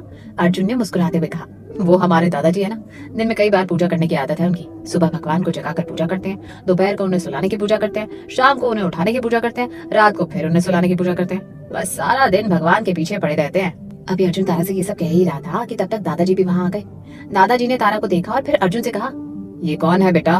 अर्जुन ने तारा को दादाजी से मिलवाते हुए कहा, दादाजी ये हमारे दोस्त की बहन है और कुछ दिन हमारे साथ ही रहेंगी। और तारा, ये हमारे दादाजी श्री विशंबर प्रसाद हैं। तारा ने अपने दोनों हाथ जोड़ते हुए नमस्ते किया और फिर उनके पैर छू लिए। दादाजी ने तारा को आशीर्वाद देते हुए कहा, अरे बेटा, आपके तो कपड़े भीग गए हैं, लगता है किसी ने आपके साथ होली खेल दी है। इससे पहले कि तारा दादाजी की बात का कोई जवाब देती, अर्जुन ने दादाजी से कहा, हाँ हाँ, वो गली के बदमाश बच्चे है ना, जैसे ही हम इन्हें लेकर घर के लिए निकले थे, किसी बच्चे ने बाल्टी भर पानी इनके ऊपर फेंक दिया और ये गीली हो गई। और परेशानी की बात यह है कि इनके कपड़े भी नहीं है। दादाजी ने अर्जुन की तरफ देखते हुए कहा, अच्छा अच्छा बेटा, पहले इन्हें अपनी माँ के पास भेज दीजिए, अपने कपड़े बदल लें वरना ठंड लग जाएगी। तारा सकुचाई से कुंती जी के साथ उनके कमरे में जाने लगी। इतना बड़ा खूबसूरत घर और उसमें कमरे ही कमरे थे। हालांकि ये घर पुराने जमाने का बना हुआ था, एकदम पुरानी हवेली की तरह लग रहा था, लेकिन सबको बहुत अच्छी तरह से मेंटेन किया गया था। घर के आंगन में बहुत सारे पेड़ पौधे लगे हुए थे, जिनमें खूबसूरत फल और फूल थे। आंगन से होते हुए एक गैलरी थी और उस गैलरी में ही सारे कमरों के दरवाजे खुलते थे। तारा आंखें फाड़े इतनी बड़ी हवेली को देख रही थी। एक दो बार वो ठाकुर विला गई है, लेकिन अब उसे इतनी अच्छी तरह से कुछ भी याद नहीं था। उसकी सहेलियां भी उसी गली की थी जिस गली में वो रहती थी, जहाँ पर इतने बड़े घर होना सपने की बात थी। आज पहली बार तारा ने इतने बड़े घर में कदम रखा था और वो ये देखकर हैरान थी कि इतने बड़े घर में सिर्फ 2 लोग रहते। कुंती जी तारा को लेकर अपने कमरे में पहुंची और उन्होंने अपनी अलमारी खोलकर तारा को एक साड़ी देते हुए कहा, आप ये साड़ी पहन लीजिए, वैसे हम आपके बराबर ही पतले हैं, तो आपको ये सब आ जाएगा। आज का काम तो चल ही जाएगा। और ये रहा बाथरूम, आप जाइए और ठीक से नहा धोकर तैयार हो जाइए, फिर हम आपको आपका कमरा दिखा देंगे। तारा ने मुस्कुराते हुए कुंती जी को धन्यवाद कहा और बाथरूम में चली गई। इधर अर्जुन ने नौकरानी से चाय बनाने के लिए कहा। नौकरानी शांति चाय बनाने चली गई। इतने में कुंती जी की सफाई वाली आ गई थी और वो कमरा साफ करने जाने लगी। अर्जुन आंगन में किसी से फोन पर बात कर रहा था कि तभी नौकरानी उषा ने अर्जुन से कहा, अरे अर्जुन भैया, लैंडलाइन पर किसी का फोन आ रहा है, आप देख लीजिए। अर्जुन फोन पर बात करते करते कुंती जी के कमरे में गया और फोन उठाकर बात करने लगा। ये अर्जुन की माँ के दूर के रिश्तेदार का फोन था और उनकी बेटी स्नेहा बनारस में पढ़ने के लिए आ रही थी। अर्जुन के दूर के मामा जी अर्जुन से यही कह रहे थे कि अब से स्नेहा अर्जुन के घर पर ही रहेगी और अर्जुन उनसे कह रहा था कि वो स्नेहा का ख्याल रखेगा और एडमिशन वगैरह करवा देगा। अभी अर्जुन बात कर ही रहा था कि तभी बाथरूम का दरवाजा खुला और तारा बाहर आई। तारा अपने गीले बालों पर तौलिया लगाकर उन्हें पहुंचते हुए बाहर आ रही थी। उसने साड़ी को बस ऐसे ही लपेटा हुआ था और अपने ही सोच में गुम थी, क्योंकि उसे इस बात का पता ही नहीं था कि अर्जुन उस कमरे में पहले से ही है। वो बस ऐसे ही बाहर आकर अपने बाल झाड़ने लगी। अचानक बाथरूम का दरवाजा खुलने की आवाज सुनकर अर्जुन की नजर तारा की तरफ पड़ी। अर्जुन तारा को देखे जा रहा था। तारा के पूरे चेहरे पर पानी की बूंदें थी और वो बेफिक्री से अपने बाल झाड़ रही थी कि तभी अचानक तारा की नजर अर्जुन पर पड़ी। इस तरह से अर्जुन को उस कमरे में देखकर तारा पूरी तरह से चीखने लगी। अर्जुन ने फोन को वहीं फेंका और भागता हुआ पास आया और उसने उसके मुंह पर हाथ रख दिया। तारा की आंखें डर के मारे फैल गई थी। उसने जोर से अर्जुन के पेट पर अपनी लात मारी। उसकी लात की वजह से अर्जुन लड़खड़ाया और तारा की साड़ी में फंसकर वो दोनों ही बेड पर जाकर गिर पड़े। तारा नीचे थी और अर्जुन उसके ऊपर था। अर्जुन का हाथ अभी भी तारा के मुंह पर था और तारा हैरानी से अर्जुन की तरफ देख रही थी और कुछ बोलने की कोशिश कर रही थी। अर्जुन डर गया था और तभी नौकरानी उषा पोछा लेकर कमरे में आई। अर्जुन और तारा को इस हालत में देखकर उसने जोर से अपनी एक आंख दबाई और अपनी उंगली मुंह में दबाते हुए उसने हंसते हुए कहा, ओए माँ, लगता है गलत समय पर कमरे में आ गई, हमें तो पता ही नहीं था कि आप दोनों के बीच में ये सब चल रहा है। अर्जुन ने डर के मारे उषा की तरफ देखा और घबराकर बिस्तर से खड़ा हो गया। उषा को देखकर तारा ने राहत की सांस ली। वो अभी भी बिस्तर पर डर के मारे बैठी हुई कांप रही थी और उषा शर्मा कर कमरे से बाहर चली गई। अर्जुन ने गुस्से से अपनी आंखें निकालते हुए तारा को देखते हुए कहा, आप हमें देखकर इतनी बुरी तरह से क्यों चीखी? क्या आपको अकल नहीं है? कोई बाहर सुन लेता तो क्या कहता? तारा ने गुस्से से अर्जुन से कहा, आप पहले बाहर जाइए, हमें साड़ी पहनने दीजिए, निकलिए मेरे कमरे से बाहर। अर्जुन ने अपनी आंखें घुमाते हुए कहा, आपका कमरा? ये कमरा आपका कब से हो गया? वैसे ये हमारी माँ का कमरा है। तारा ने गुस्से से अर्जुन की तरफ देखते हुए कहा, मुझे पहले ही समझ जाना चाहिए था कि आप मुझे यहाँ क्यों लेकर आए। अर्जुन तारा की बात सुनकर हैरान हो गया। उसने भी अपनी आंखें निकालते हुए तारा से कहा, अच्छा तो क्या समझ में आया आपको? क्यों लाए हम आपको यहाँ पर? तारा ने अपनी साड़ी का पल्लू संभालते हुए कहा, आप अभी हमारे कमरे में क्या कर रहे थे और आपने हमारा मुंह क्यों दबाया? अर्जुन ने अपना माथा पीटते हुए तारा से कहा, इसीलिए क्योंकि आप हमें देखकर चीख रही थी और हम नहीं चाहते थे कि आपकी चीख सुनकर हमारी माँ और हमारे दादाजी इस कमरे में आ जाएं। अभी यही रायता फैल जाता। वैसे भी आधा रायता तो आप फैला ही चुकी हैं। ये उषा जी जो कुछ भी देखकर गई हैं, पता नहीं बाहर जाकर क्या क्या कहेंगी। तारा ने भी सक पकाते हुए अर्जुन से कहा, हाँ तो जो कहेंगी सही कहेंगी ना, जो उन्होंने देखा वही तो बताएंगे। आप मेरे कमरे में आए क्यों? आपको ऐसे मेरे कमरे में नहीं आना चाहिए था, और आए तो आए, आपने तो मेरा मुंह भी बंद कर दिया। अर्जुन ने अपनी आंखें बंद करते हुए गुस्से से तारा से कहा, पहली बात तो ये आपका कमरा नहीं है, ये हमारी माँ का कमरा है, और दूसरी बात हम अपनी मर्जी से यहाँ पर नहीं आए थे। इस बेवकूफ उषा ने ही हमें यहाँ बुलाया था क्योंकि हमारे किसी रिश्तेदार का फोन आया था।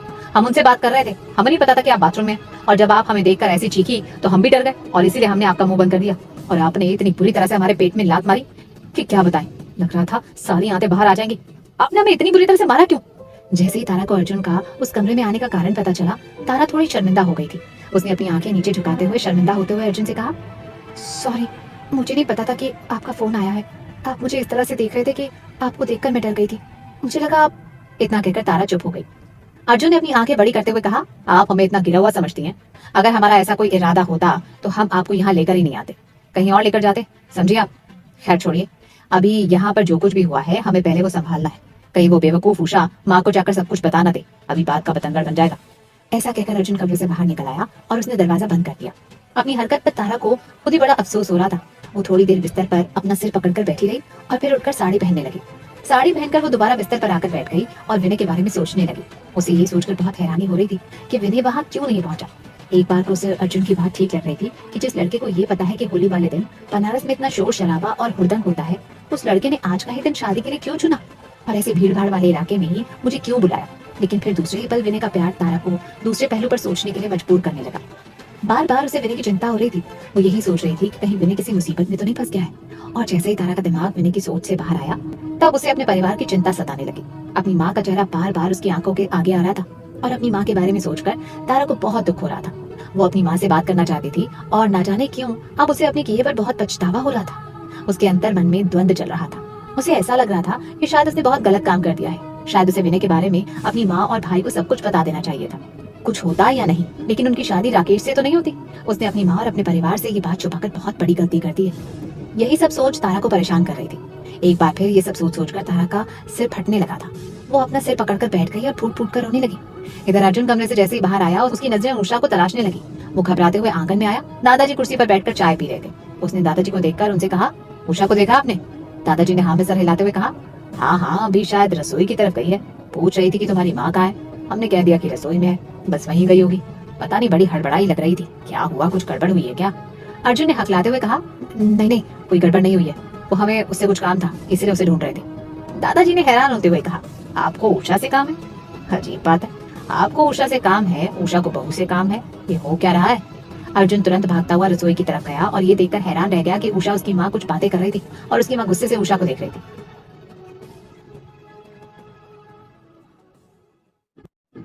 अर्जुन ने देखा कि उषा कुंती जी से कुछ बात कर रही थी और कुंती जी के चेहरे के भाव कुछ नाराजगी वाले लग रहे थे।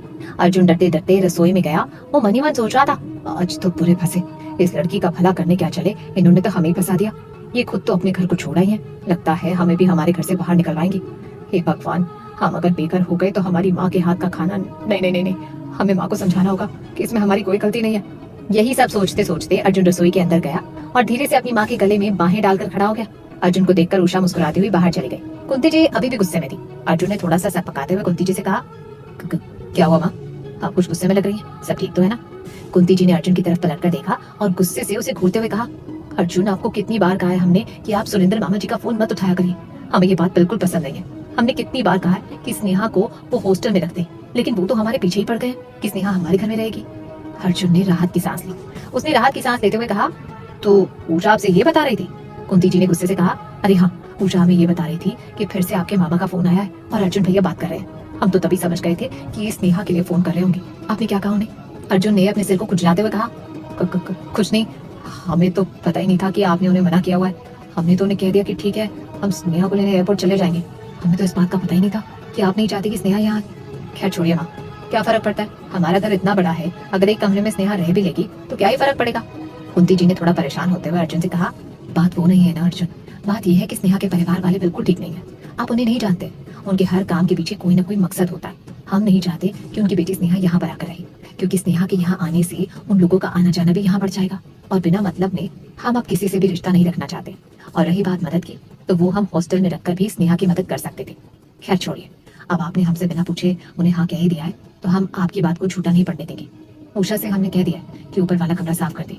और हाँ, वो जरा अपनी दोस्त की बहन, क्या नाम बताया था आपने उसका? सितारा ना, जरा उसको भी देख लो। हमने उनको नहाने के लिए भेजा था, पता नहीं अभी तक आई नहीं है। उसको आंगन में बुला लो, रजनी तब तक चाय बनाकर वहीं ले आएगी, हम बैठकर साथ में चाय पियेंगे। वो बेचारी बड़ी उदास लग रही थी। अपनी माँ की बात सुनकर अर्जुन को थोड़ी राहत मिली। अर्जुन ने अपनी माँ से कहा, हाँ हाँ, हम अभी उन्हें बुलाकर लाते हैं, शायद वो नहाकर आ गई हैं। और माँ, उनका नाम सितारा नहीं, तारा है। ऐसा कहकर अर्जुन तारा के कमरे में चला गया। अर्जुन ने इस बार बाहर से ही दरवाजा खटखटाया। तारा अभी भी बिस्तर पर बैठी अपनी सोच में गुम थी और उसकी आंखों में आंसू थे। एक दो बार दरवाजा खटखटाने पर भी जब तारा ने दरवाजा नहीं खोला तो अर्जुन धीरे से दरवाजा खोलकर अंदर चला गया। तारा अभी बिस्तर पर बैठी हुई थी और घुटनों में मुंह दबाकर रो रही थी। अर्जुन को उसे देखकर बहुत अजीब लगा। वो उसके पास गया और बिस्तर पर बैठ गया। उसने तारा से कहा, क्या हुआ है तारा, आप इतनी परेशान क्यों हैं? सब ठीक हो जाएगा, आप इतना मत सोचिए। तारा ने अपनी आंखें उठाकर अर्जुन की तरफ देखा और उसने कहा, मैं किसी के बारे में नहीं सोच रही हूँ, मुझे बस विनय की चिंता है। ना जाने उसके साथ क्या हुआ है। मेरा फोन भी कहीं रास्ते में टूट कर गिर गया। अगर वो मुझे फोन कर रहा होगा तो मेरा फोन ही नहीं लगेगा। मुझे समझ नहीं आ रहा अर्जुन कि मैंने अपनी जिंदगी के साथ ये क्या कर लिया है। वहाँ मुझे माँ की चिंता भी हो रही है, पता नहीं माँ कैसी होंगी। मुझे अपने परिवार में और किसी की भी चिंता नहीं है, क्योंकि मैं जानती हूँ कि सब अपना ख्याल रख सकते हैं, लेकिन मेरी माँ, वो बहुत सीधी सादी है। मुझे लगता है अर्जुन कि मैंने बहुत बड़ी गलती कर दी है, लेकिन मैं क्या करती, मेरे पास और कोई चारा ही नहीं था। मुझे इस बात की भी चिंता खाई जा रही थी कि माँ ने मेरे लिए जो रुपए उधार लिए थे, अब उन रुपयों को मैं कैसे उन्हें चुकाऊंगी। ऐसा कहकर एक बार फिर तारा फूट फूट कर रोने लगी। अर्जुन ने उसे चुप कराया और उसे समझाते हुए कहा, आप बहुत ज्यादा सोच रही हैं। आपको सिर्फ अपनी माँ की चिंता होनी चाहिए, क्योंकि हमें लगता है कि अगर आपने कुछ गलत किया है तो सचमुच अपनी माँ के साथ किया है। आपको उन्हें सच सच बता देना चाहिए था, उन्हें इस तरह से छोड़कर नहीं आना चाहिए था। बाकी रही बात आपके विनय की, तो उनके बारे में तो हम कुछ नहीं कर सकते। हमारे दोस्तों से हमने कहा है कि उनके बारे में पता लगाएं, जैसे ही उनका कुछ पता चलेगा हम आपको जरूर बता देंगे। अब चलिए बाहर, माँ आपका इंतजार कर रही है। और हाँ, आप थोड़ा अपना चेहरा ठीक कर लीजिए, माँ को आपके ऊपर शक नहीं होना चाहिए। तारा बिस्तर से उठकर बाथरूम में चली गई और फिर मुंह धोकर बाहर आई। अर्जुन तौलिया लिए खड़ा हुआ था तो उसने तारा को तौलिया दिया और तारा ने अपना मुंह पोंछकर हल्की सी मुस्कान चेहरे पर फैलाते हुए अर्जुन से कहा, अब ठीक है ना? अर्जुन ने धीरे से मुस्कुराते हुए कहा, बिल्कुल ठीक, अब चलिए। तारा अर्जुन के पीछे पीछे आंगन में आ गई थी। आंगन में खूबसूरत पेड़ पौधे लगे हुए थे जिनमें खूबसूरत फूल खुशबू दे रहे थे और उन फूलों पर तितलियां मंडरा रही थी। तारा ये देखकर खुश हो गई। आंगन में केन की बनी हुई टेबल और चेयर रखी हुई थी जिस पर दादाजी और कुंती जी बैठे हुए थे। तारा को देखकर दादाजी ने मुस्कुराते हुए कहा, आओ आओ बेटा, आपके आने से तो घर में रौनक सी आ गई है। और कितनी अजीब बात है, ये हमारे पुच्चू भी आज घर में नजर आ रहे हैं, वरना ये जनाब तो हमेशा घर से गायब भी रहते थे। चलिए, वजह कोई भी हो, पर हमें अच्छा लग रहा है कि हमारे साहबजादे भी आज घर पर ही हैं। तो चलिए शाम की चाय पी लेते हैं, और हमने कुछ नाश्ता भी मंगवाया। माफ कीजिए बेटा, आज तो आपसे पूछा नहीं, कल से आपसे पूछकर ही कुछ मंगवाएंगे। आपको क्या पसंद है वो बता दीजिए। दादाजी के मुंह से अर्जुन का निकनेम सुनकर तारा की हंसी छूट गई और अर्जुन गुस्से से दादाजी को देख रहा था। अर्जुन ने आंखें निकालते हुए धीरे से दादाजी से कहा, क्या जरूरत थी पुच्चू बोलने की? अर्जुन नहीं कह सकते थे क्या आप दादू? दादाजी ने अर्जुन की बात पर मुस्कुराते हुए बोला, अरे क्या खराबी है पुच्चू में, हमने इतने प्यार से रखा है ये नाम। क्यों तारा बेटी, आप ही बताइए, क्या ये बुरा नाम है? तारा ने कनखियों से अर्जुन को देखते हुए मुस्कुराते हुए कहा, नहीं, बहुत अच्छा नाम है पुच्चू। अर्जुन छेप रहा था और दादाजी उसकी बचपन की शैतानियां बखान रहे थे।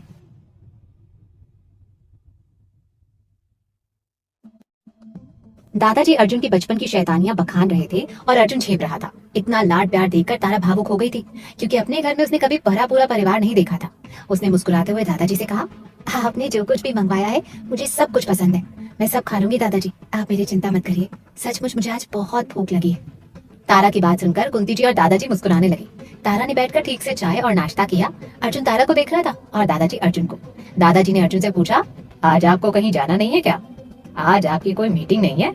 अर्जुन ने हड़बड़ाते हुए दादाजी से कहा, आप क्या बात कर रहे हैं दादू, आज होली के दिन कौन मीटिंग रखता है? कल से काम शुरू होगा। वैसे भी हमें ऐसा लगता है कि इस बार जीत हमारी ही होगी, कॉन्ट्रैक्ट हमारे हाथ में आएगा और उस दूसरी पार्टी को मुंह की खानी पड़ेगी। दादाजी ने मुस्कुराते हुए अर्जुन से कहा, वो दिन हमारी जिंदगी का सबसे बड़ा दिन होगा और वादा करते हैं अर्जुन, उस दिन हम जश्न मनाएंगे। दादाजी मुस्कुरा रहे थे, लेकिन कुंती जी को ये बात बिल्कुल अच्छी नहीं लग रही थी। वो उन दोनों को देख रही थी और फिर उन्होंने तारा से कहा, आप घर में बैठे बैठे बोर हो रही होंगी, एक काम करिए, आप अर्जुन के साथ बाजार चले जाइए और अपने लिए कुछ ढंग के कपड़े ले आइए। तारा ने अर्जुन की तरफ देखा और अर्जुन ने हाँ में सर हिला दिया। नाश्ता होने के बाद अर्जुन तारा को लेकर मार्केट जाने लगा। तारा ने अर्जुन से कहा, अर्जुन आपका बहुत बहुत धन्यवाद, आपने मेरे लिए बहुत कुछ किया है, जबकि आपका और मेरा कोई रिश्ता नहीं है, लेकिन फिर भी मैं आपसे यही कहना चाहूंगी कि अब आप मेरे लिए ज्यादा परेशान मत होइए, मैं मैनेज कर लूंगी, आंटी के कपड़े हैं ना, मैं वही पहन लूंगी। अर्जुन ने मुस्कुराते हुए कहा, नहीं नहीं, आप मेरी माँ के कपड़े क्यों पहनेंगे? आप बिल्कुल चिंता मत करिए, हम जितना भी आपके ऊपर खर्चा कर रहे हैं आपसे सब सूद समेत वसूल लेंगे। तारा ने अर्जुन से कहा, वो बात तो ठीक है अर्जुन, लेकिन मैं मार्केट में ऐसे घूमना नहीं चाहती हूँ, कहीं किसी ने देख लिया तो ठीक नहीं होगा। मैं बस आपको अपना साइज बता देती हूँ, आप मेरे लिए एक तो सलवार कमीज ले आइए। अर्जुन ने हैरान होते हुए कहा, हमारी पसंद के कपड़े? क्या सचमुच आप हमारी पसंद के कपड़े पहन लेंगी? तारा ने धीरे से हाँ में सर हिला दिया। अर्जुन ने हैरान होते हुए कहा, नहीं, वो हमने आपसे इसीलिए पूछा कि एक बार हमने अपनी माँ के बर्थडे पर उन्हें अपनी पसंद की एक साड़ी दी थी। वो साड़ी उन्होंने हमारे मुंह पर फेंक कर मारी थी और कहा था कि आज के बाद अपनी पसंद की साड़ी कभी मत लेकर आना। बस इसीलिए हमें थोड़ा शक हो रहा था कि आप भी माँ की तरह वो कपड़े हमारे मुंह पर तो नहीं फेंक कर मारेंगी। अर्जुन की बात सुनकर तारा के चेहरे पर हंसी आ गई। उसने मुस्कुराते हुए कहा, नहीं बिल्कुल नहीं, वैसे आपको देखकर ऐसा लगता तो नहीं कि आपकी पसंद इतनी बुरी होगी। तारा की बात सुनकर अर्जुन हंसने लगा। उसने तारा से कहा, लगता तो कुछ हमें भी ऐसा ही है, लेकिन फिर क्या करें, लोग हमें एहसास दिला देते हैं कि हम किसी लायक नहीं है। खैर छोड़िए, आप यहीं गाड़ी में हमारा इंतजार करिए, हम आपके लिए 4-5 जोड़े कपड़े ले आएंगे। आप उसमें से पसंद कर लीजिएगा, जो आपको समझ आएगा वो आप रख लेना, नहीं आएगा तो वापस कर देना। अर्जुन की बात सुनकर तारा ने मुस्कुराते हुए हाँ कह दिया। अर्जुन गाड़ी से उतरकर तारा के लिए 4-5 सूट खरीद कर ले आया। अर्जुन ने तारा को सूट दिखाए। तारा को सारे ही सूट पसंद आ गए। उसने अर्जुन से मुस्कुराते हुए कहा, ये साड़ी बहुत खूबसूरत है, किसने कहा कि आपकी चॉइस बुरी है? आपकी पसंद तो बहुत अच्छी है। तारा की बात सुनकर अर्जुन मुस्कुराने लगे। उसने तारा से कहा, या फिर हम ये कहें कि शायद आपकी पसंद भी बहुत बुरी है, बिल्कुल हमारी तरह। तारा ने अर्जुन से पूछा, अरे आपने ऐसा क्यों कहा? अर्जुन ने हंसते हुए कहा, क्योंकि आपकी पसंद भी हमारी जैसी है, तभी तो आपको हमारी पसंद पसंद आ गई। तारा मुस्कुराने लगी। उसने अर्जुन से कहा, आपको जो समझना है वो समझ ले, वैसे मुझे ये सारे ही कपड़े बहुत अच्छे लगे हैं। अर्जुन ने एक राहत की सांस ली और तारा से कहा, चलो ये तो अच्छा हुआ, कम से कम हमारी पसंद किसी को तो पसंद आई। फिर आप ये सारे ही कपड़े रख लीजिए और बाकी आप देख लीजिए। आपको अपना पर्सनल कुछ सामान लेना हो तो आप उधर शॉप से जाकर ले आइएगा। एक ही शॉप पर जाइएगा तो किसी को कोई शक नहीं होगा। हम आपका यहीं गाड़ी में इंतजार करेंगे। तारा अर्जुन का इशारा समझ चुकी थी। वो गाड़ी से उतरी, लेकिन परेशान थी कि उसके पास एक भी पैसा नहीं था। वो थोड़े संकोच में थी कि तभी अर्जुन को जैसे होश आया। उसने तारा को रोकते हुए कहा, माफ करिए तारा, 1 मिनट रुकिए आप, ये पैसे ले लीजिए। माफ करना, हम तो बिल्कुल भूल ही गए थे कि आपका पर्स तो चोरी हो गया है। अर्जुन ने ऐसा कहकर तारा के हाथ में रुपए देते हुए कहा, ये ले जाइए, आपको जो भी खरीदना है खरीद लीजिए, हम यहीं आपका वेट कर रहे हैं। इतने सारे नोट देखकर तारा ने कहा, अर्जुन ये बहुत ज्यादा है, इतने सारे पैसे नहीं चाहिए, बस थोड़े से पैसों में मेरा काम हो जाएगा। अर्जुन ने तारा से कहा, आप रख लीजिए, बाकी संभाल कर अपने पास रख लेना, कभी जरूरत पड़े तो खर्च कर लेना। तारा अर्जुन की इस दरिया दिली पर हैरान थी। उसने एक बार फिर अर्जुन की तरफ देखा और उस दुकान की तरफ चली गई जहाँ उसे अपना सामान लेना था। हॉस्पिटल में राधिका जी की हालत में अब सुधार था। उन्हें होश आ गया था। डॉक्टर ने तुरंत ही अनिल को बुलाया। अनिल यशोधरा जी के साथ राधिका जी के पास पहुंचा। राधिका जी की आंखों में अभी भी आंसू थे। उन्होंने धीरे से अपनी आंखें खोली और अनिल से लड़खड़ाती हुई आवाज में कहने लगी, मैं तुम्हारी गुनहगार हूँ बेटा, मैंने अपनी बेटी पर अंधविश्वास किया और उसने मुझे इतना बड़ा धोखा दिया। मुझे समझ नहीं आ रहा है कि अब तुम इन सब जिम्मेदारियों से अपने आप को कैसे निकालोगे। तुम्हारे ऊपर मेरी बेटी की वजह से इतना बड़ा कर्जा हो गया है, तुम किस तरीके से उसे चुकाओगे? इससे पहले कि राधिका जी कुछ और कहती, अनिल ने उनके मुंह पर हाथ रखते हुए कहा, अब और कुछ मत कहना माँ, सब ठीक हो जाएगा, बस आप जल्दी से ठीक होकर घर आ जाइए, फिर अपने आप ही सब कुछ ठीक होने लगेगा। अगर हम साथ में होंगे तो हर मुश्किल से बाहर निकल आएंगे। यशोधरा जी ने राधिका जी को यही समझाया। यशोधरा जी की बात पर राधिका जी चुप हो गई और एक बार फिर आंखें बंद करके लेट गई। उनकी आंखों के कोरों से आंसू की बूंदें टपक रही थी। नैना दरवाजे पर अपराधी की तरह खड़ी थी। वो अपनी माँ से मिलना चाहती थी, उन्हें देखना चाहती थी।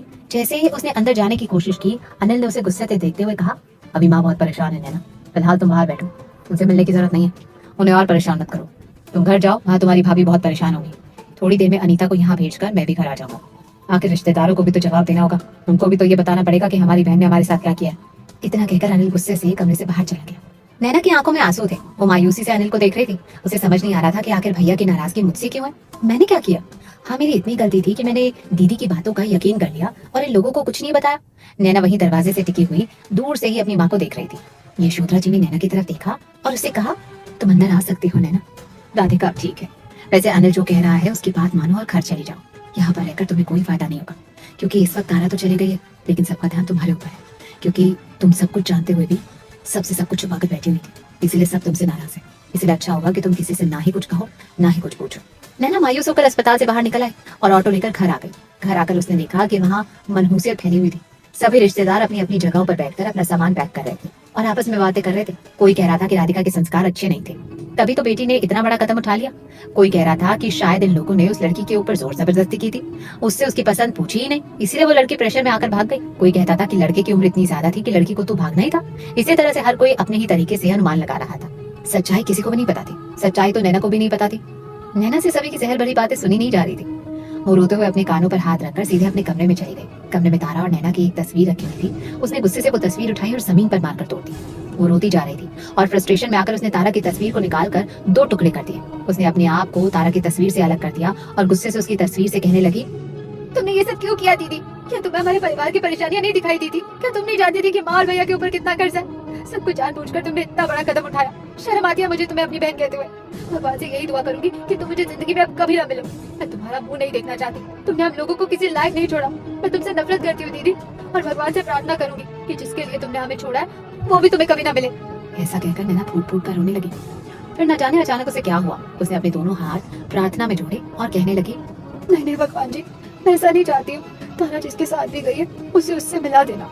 भगवान करे वो उसके साथ हमेशा खुश रहे। उसने हमारे साथ जो किया शायद हमारी किस्मत नहीं था, लेकिन अगर वो खुशी की तलाश में हम लोगों को धोखा देकर भागी है तो उसे खुशी मिलनी चाहिए, क्योंकि शायद उसे इस घर में कभी कोई खुशी नहीं मिली। नैना को समझ नहीं आ रहा था कि वो क्या करे, तारा को श्राप दे या अपनी किस्मत को कोसे। वो बस पूरी तरह से रोई जा रही थी। थोड़ी देर बाद सुषमा मौसी कमरे में आई और उन्होंने नैना से कहा, अब रोने से कुछ नहीं होगा बेटा। अब इस परिवार की जिम्मेदारी तुम्हारी और अनिल के ऊपर है। तुम्हारी बहन ने जो कुछ भी किया वो बहुत गलत था। अब कम से कम तुम इतना ध्यान रखना कि अपनी माँ और अपने भाई की इज्जत का ख्याल रखना। देखा ना तुमने, लड़कियां अपनी मनमर्जी का कर लेती हैं, लेकिन पीछे कितनी बदनामी छोड़ जाती हैं। जीते जी अपने माँ बाप को मार देती हैं। मैं जा रही हूँ बेटा, अस्पताल होते हुए जाऊंगी राधिका को देखते हुए। वैसे तो मैं कुछ दिन और यहाँ रुक जाती, लेकिन मुझे ऐसा लगता है अब उसका कोई फायदा नहीं। जितनी जल्दी रिश्तेदार यहाँ से चले जाएंगे उतनी जल्दी ही तुम लोग इस धोखे से उभर पाओगे, वरना लोग तरह तरह की बातें करके तुम्हारा घाव ताजा करते रहेंगे। इतना कहकर मौसी ने अपना बैग उठाया और जाने लगी। नैना अभी भी रो रही थी। अनीता ऊपर कमरे में आई और उसने नैना की तरफ देखते हुए कहा, अब तुम यहाँ क्यों बैठी हुई हो? क्या तुमने भी हाथों में मेहंदी लगाई हुई है? क्या तुम्हारी शादी है जो इस कमरे में दुल्हन की तरह सजी बैठी हो? नीचे चलो, सारे रिश्तेदार जा रहे हैं, मदद करो मेरी। मैं इतने सारे लोगों को विदा नहीं कर पाऊंगी। किसको क्या क्या जवाब दूं? माँ तो वहाँ बीमार होकर बैठ गई है और तुम यहाँ रोने को बैठी हुई हो। अरे रोना तो मुझे चाहिए, मेरी बेटी का क्या होगा? आपकी बहन जो कुछ कर गई है उसका असर मेरी जिंदगी पर पड़ेगा। ऐसा कहकर अनीता नीचे आ गई। अनीता के जाते ही नैना अपने आंसू पोंछकर नीचे आ गई। रिश्तेदार जा रहे थे और हर बार अपना एक नया ज्ञान नैना को दे रहे थे कि तुम ऐसा मत करना, तुम्हारी बहन ने बहुत गलत किया। नैना के कानों में सबकी बातें पिघले शीशे की तरह चुभ रही थी, लेकिन उसकी मजबूरी थी कि उसे अब ये सब बातें सुननी होंगी। नैना रो रही थी। अनीता ऊपर कमरे में आई और उसको थोड़ा लेक्चर देकर वापस नीचे गई। अनीता के जाते ही नैना अपने आंसू पोंछकर नीचे आ गई। नैना के घर से रिश्तेदार जा रहे थे और हर बार अपना एक नया ज्ञान नैना को दे रहे थे कि तुम ऐसा मत करना, तुम्हारी बहन ने बहुत गलत किया। नैना के कानों में सबकी बातें पिघले शीशे की तरह चुभ रही थी, लेकिन उसकी मजबूरी थी कि उसे ये सब बातें सुननी होगी। सारे रिश्तेदार घर से बाहर निकले ही थे कि अनीता आंगन में जाकर चारपाई पर लेट गई। उसने नैना से कड़े लहजे में कहा, तू मेरा सिर दबा, फटा जा रहा है दर्द से। नैना वहीं बैठकर सिर दबाने लगी। तभी दरवाजे पर जोर जोर से कोई दरवाजा बजाने लगा। नैना हड़बड़ाकर उठ खड़ी हुई। उसने अनीता की तरफ हैरानी से देखा। अनीता भागकर दरवाजा खोलने गई तो सामने उसकी मौसी और राकेश खड़े हुए थे। उन दोनों को देखकर अनीता थोड़ा घबरा गई और वो दोनों अनीता को धक्का देकर घर के अंदर आ गई। अनीता हैरानी से उन दोनों को देख रही थी। राकेश ने गुस्से में जोर जोर से तारा को आवाज लगाते हुए कहा, कहाँ है तारा? बाहर निकलो तुम। इतना बड़ा धोखा हमें कैसे दे सकती हो? बाहर निकलो तारा। अनीता घबराई हुई थी। उसने राकेश के आगे हाथ जोड़ते हुए कहा, राकेश आप पहले आराम से बैठे, हम आपको सब कुछ बताते हैं। इतना कहकर अनीता ने नैना से आदेश देते हुए कहा, तुम जाओ और चिट्ठी लेकर आओ। राकेश को चिट्ठी पढ़वाओ ताकि इन्हें इस बात का यकीन हो जाए कि इसमें हम लोगों की कोई गलती नहीं है। नैना भागते हुए कमरे में आई और वो चिट्ठी इधर उधर ढूंढने लगी। चिट्ठी एक कोने में पड़ी हुई थी। नैना ने जल्दी से वो चिट्ठी उठाई और दोबारा नीचे आई। राकेश ने नैना के हाथ से चिट्ठी छीन ली और जोर जोर से वो चिट्ठी पढ़ने लगा। नैना और अनीता आंखें झुकाए खड़ी हुई थी। राकेश ने गुस्से से चीखते हुए कहा, तुम लोग क्या आंख बंद करके बैठे हुए थे? तुम्हारी बहन इतना कुछ कर रही थी और तुम दोनों को कुछ पता तक नहीं था? अरे कैसे लोग हो तुम लोग? लड़कियों को बांध कर रखना नहीं आता? तुम जैसे ही लोग पहले तो लड़कियों को इतनी आजादी देते हैं, पढ़ा लिखा कर उन्हें इतना स्वतंत्र बना देते हैं कि वो दूसरों को धोखा देना सीख जाती हैं। इतना कहकर राकेश ने नैना की तरफ देखते हुए कहा, और इस लड़की का क्या? इसे भी तो तुम लोग डॉक्टर बनाना चाहते हो। तुम लोगों को लगता है कि ये डॉक्टर बनेगी? अरे डॉक्टर कुछ नहीं बनेगी। ये भी किसी दिन तुम लोगों को धोखा देकर भाग जाएगी। इससे पहले कि ये धोखा देकर भाग जाए, तुम लोग इसके पैरों में बेड़ियां डाल दो। कोई जरूरत नहीं है इसे डॉक्टर बनाने की। अनीता चुपचाप राकेश की बातें सुन रही थी और नैना हैरानी से राकेश का चेहरा देख रही थी। राकेश की बातों पर उसे बहुत तेज गुस्सा आ रहा था, लेकिन वो जानती थी कि फिलहाल अगर वो कुछ भी कहेगी तो सब कुछ उसके अगेंस्ट ही जाएगा। राकेश की बातें सुनकर अनीता ने उसकी हाँ में हाँ मिलाते हुए कहा, ठीक कहते हो तुम, बहुत हो गया इन बहनों का नाटक। पहले बड़ी के ऊपर इतना पैसा खर्च किया, पढ़ाया लिखाया, और वो निकम्मी नौकरी बोलकर रफू चक्कर हो गई। और अब ये है, इनको भी पढ़ा लिखा कर क्या होगा? धोखा देना तो इनकी फितरत में है। अरे जरा से भी शर्म आई इसकी बड़ी बहन को कि इसका भाई कर्जे में फंसा बैठा है। बहुत बेशर्म है ये बहनें। ऐसा कहकर अनीता गुस्से से नैना की तरफ देख रही थी। नैना का दिल इस वक्त फट रहा था। उसे ऐसा लग रहा था कि वो गुस्से में कुछ तो कर बैठेगी, लेकिन वो किसी भी तरह से अपने आप को संभाल रही थी। अनीता की बात सुनकर उसकी मौसी ने नैना से रूखेपन से कहा, नैना तुम अपने कमरे में जाओ। मुझे अनीता से कुछ बात करनी है। नैना ने हैरानी से अनीता की तरफ देखा। अनीता ने गुस्से से नैना से कहा, मुझे घूर घूर कर क्या देख रही हो? सुनाई नहीं दिया मौसी ने क्या कहा? जाओ अपने कमरे में, बात करने दो हमें। नैना चुपचाप ऊपर अपने कमरे में चली गई। अनीता की मौसी ने उससे कहा, अब वो सब तो ठीक है, आपकी ननद ने जो किया वो बहुत ही बुरा था, हम दोनों परिवारों के लिए बहुत बुरा है, लेकिन अब आगे बताओ कि अब आगे क्या करना है? अनीता हैरान थी। उसने अपनी मौसी से लाचारी से कहा, आगे अब क्या बताएं मौसी कि आगे क्या करना है? हमारे पास तो इस मुसीबत का कोई हल नहीं है, हम क्या कर सकते हैं? अब आप ही हमें कुछ सुझाव दीजिए, हम तो पूरी तरह से फंस गए हैं। अनीता की मौसी ने अपनी गोल गोल आंखें घुमाते हुए उससे रहस्यमय लहजे में कहा, सुझाव तो मैं दे दूंगी, लेकिन मानोगी? अनीता ने हैरानी से अपनी मौसी की तरफ देखा और कहा, हाँ हाँ मौसी जी, क्यों नहीं मानेंगे, आप भी तो बड़ी हैं, आप जो सुझाव देंगी वो हमारे हक में ही होगा, भले के लिए होगा ना। बताइए आप क्या कहना चाहती हैं? अनीता की मौसी ने अपनी चालाकी दिखाते हुए उससे कहा, अब जो हुआ सो हुआ, अब उस तारा को तो हम ढूंढ कर नहीं ला सकते, लेकिन हाँ, तारा की जगह कोई और ले सकता है। मौसी की बात सुनकर अनीता हैरान हो गई। उसने अपनी बड़ी बड़ी आंखें खोलते हुए मौसी से पूछा, आप क्या बात कर रही हैं मौसी, तारा की जगह कौन ले सकता है? अनीता की मौसी ने उसके ऊपर हाथ फेरते हुए सांत्वना और चालबाजी के साथ कहा, तुम इतनी भी भोली नहीं हो बेटा, तुम ये नहीं जानती हो कि तुम्हारे घर में दो दो लड़कियां हैं? अरे मैं किसकी बात करूंगी, मैं नैना के बारे में बात कर रही हूँ। अब हमारी इज्जत बचाने के लिए तुम्हें ये करना ही होगा, तुम्हें राकेश की शादी नैना से करवानी ही पड़ेगी।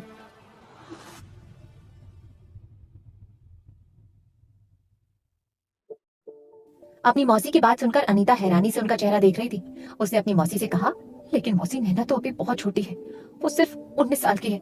अनीता की मौसी ने गुस्से से उसे देखते हुए कहा, तो क्या हुआ, बालिग तो है ना, शादी के लायक तो है ना, तो क्या हुआ कि 19 साल की है? क्या 19 साल की लड़कियां शादी नहीं करती हैं? अनीता ने परेशान होते हुए कहा, मौसी बात वो नहीं है, लेकिन आप राकेश में और नैना की उम्र का फासला भी तो देखिए, राकेश नैना से बहुत बड़ा है, वो तो उसके सामने उसकी बच्ची लगती है, आप ये सोच भी कैसे सकती हैं? अनीता की बात सुनकर उसकी मौसी ने गुस्से से चेयर से खड़े होते हुए कहा, तो फिर ठीक है, परिणाम भुगतने के लिए तैयार है ना? हम लोग तुम्हारी एफआईआर कराने जा रहे हैं कि तुम लोगों ने हमारे साथ धोखा किया है। तुम्हारी लड़की हमारे गहने लेकर रफू चक्कर हो गई, जो गहने हमने सगाई में दिए थे। अनीता ने हैरान होते हुए कहा, लेकिन मौसी वो सारे गहने तो नकली थे, आपने कौन सा सोने के गहने दिए थे? और रही बात उन गहनों की, तो वो गहने अभी हमारे पास रखे हुए हैं, आप चाहे तो वापस ले जा सकती हैं। अनीता की मौसी ने गुस्से से अनीता को घूरते हुए कहा, वापस ले जा सकती हो? अच्छा, गहने तो वापस ले जा सकती हूँ, लेकिन हमारी खोई हुई इज्जत उसे कैसे वापस ले जाएं? शर्म नहीं आती तुम्हें ऐसी बातें करते हुए? तुम जानती नहीं हो कि अभी हमारा कितना दबदबा है। राकेश के दोस्त के पिताजी इस शहर के कमिश्नर हैं। हम तुम लोगों के खिलाफ जो भी बोलेंगे वो हमारी बात का यकीन करेंगे। अब तुम देख लो कि तुम लोग सपरिवार जेल जाना चाहते हो या हम जो कह रहे हैं वो करना चाहते हो। हमें जल्द से जल्द अपना फैसला सुना देना, क्योंकि तुम्हें तो पता ही है अगले महीने राकेश को दुबई जाना है, और मैं नहीं चाहती कि मेरा राकेश बिना अपनी दुल्हन लिए दुबई जाए। उसने अपनी बात जारी रखते हुए अनीता से कड़े लहजे में कहा, अपनी सास, अपने पति और अपनी ननद को मनाने का ठेका तुम्हारा है, मुझे कुछ नहीं पता। मुझे बस अपने बेटे की शादी करनी है, और वो भी तुम्हारी छोटी ननद के साथ। अब तुम कैसे करोगी ये तुम खुद ही देख लो। और ऐसा कहकर अनीता की मौसी वहां से जाने लगी। अनीता की आंखों में आंसू आ गए। उसने अपनी मौसी का हाथ पकड़ते हुए उनसे याचना करते हुए कहा, मौसी आप ये सब क्या कर रही हैं? आप भी अच्छी तरह से जानती है कि आपकी इस नाजायज मांग को कोई नहीं मानेगा। नैना पढ़ना चाहती है, वो होशियार है, हम ऐसे कैसे उसके साथ ऐसा कर सकते हैं? अनिल जी इस बात के लिए कभी राजी नहीं होंगे। आप ऐसा सोच भी कैसे सकती हैं? आप ऐसा मत करिए मौसी, मैं जानती हूँ मेरी ननद ने आपके साथ बहुत गलत किया है, लेकिन उसके किए की सजा हम लोगों को मत दीजिए। अरे हम तो पहले ही मरे हुए हैं, और मरे हुए को क्या मारने का फायदा? अनीता की मौसी ने गुस्से से अपना हाथ छुड़ाते हुए कहा, तुम्हारी ननद ने तुम्हें ही नहीं मारा है, हमें भी मार कर गई है। हमारे घर में सारे रिश्तेदार हैं, एक दो दिन में अपना जवाब दे देना ताकि मैं रिश्तेदारों को रोक लूं। बारात तो अब मुझे लानी है। और ऐसा कहकर वो गुस्से से घर से बाहर निकल गई। अनीता कुर्सी पर बैठकर सोच में पड़ गई। उसे कुछ समझ नहीं आ रहा था कि वो क्या करे। अनीता परेशान होकर अपने घुटनों में मुंह देकर फूट फूट कर रोने लगी। दरवाजा बंद होने की आवाज सुनकर नैना नीचे आई। अनीता आंगन में अकेली बैठी हुई थी। अनीता को इस तरह से घुटनों में मुंह दबाकर बैठे हुए देखकर नैना उसके पास आई और उसके कंधे पर हाथ रखते हुए उसने पूछा, भाभी क्या हुआ है? वो लोग क्या कह कर गए हैं? आप यहाँ ऐसे क्यों बैठी हैं? भैया ने कहा था कि आपको हॉस्पिटल भेज दें ताकि भैया घर आ सके। अनीता ने अपनी सूजी हुई आंखों से नैना की तरफ देखते हुए कहा, जानती हूँ मौसी क्या कहकर गई है? नैना ने हैरानी से नामे सर हिलाते हुए कहा, नहीं जानती, आपको बुरा भला कहकर गई होंगी, और क्या? अनीता ने गंभीर होकर नैना से कहा, नहीं, वो तुम्हारा रिश्ता मांग कर गई है और कल जवाब चाहिए। अब तुम ही बताओ कि मैं उन्हें क्या जवाब दूं? अनीता की बात सुनकर नैना हैरान रह गई। उसने गुस्से से अनीता की तरफ देखते हुए कहा, आप क्या कह रही हैं भाभी? उन्हें शर्म नहीं आई ऐसे बात करते हुए? मैं और राकेश से शादी करूंगी? उस जैसे घटिया इंसान से मैं शादी नहीं कर सकती हूँ, और वैसे भी मेरी शादी करने की उम्र नहीं है, मुझे अभी पढ़ना है। वो एक अच्छा इंसान भी होता तब भी मैं अभी किसी से शादी करने के लिए तैयार नहीं हूँ। आपको तुरंत ही उन्हें मना कर देना चाहिए था। अनीता ने गुस्से से नैना की तरफ देखते हुए कहा, मना कर देना चाहिए था? जानती है वो किस बात की धमकी देकर गई है? अगर मैं उन्हें मना करती तो वो हमारे पूरे परिवार को जेल की सैर करवा देंगी। क्या जेल में बैठकर डॉक्टर बन पाओगी? सोचा है तुमने? मुझे कुछ नहीं पता नैना, तुम्हारा तो मुझे कुछ भी नहीं पता, और ना ही मुझे तुम लोगों की जिंदगी से कुछ लेना देना है। मुझे बस अपने परिवार की चिंता है।